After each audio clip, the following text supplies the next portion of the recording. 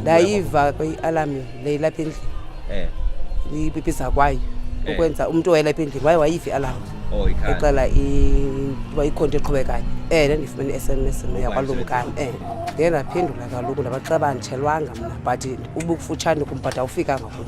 Ndivubuza uba umlilo awufikanga na endlini but ke ndiye ndabona ubana hayi iyasebenza ilumkani. Kubalulekile ke because kaloku bayakwazi uhelpha ngalaa mzuzu ungakazazi uba uzothini na.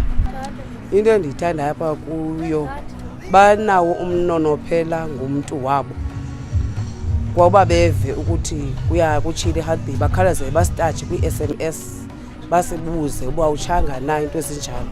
Ithi ngolaa nto leyo banomnonophela so ke ngoku ndiyakwazi nam uthetha ngento endiyazi endiyibonileyo.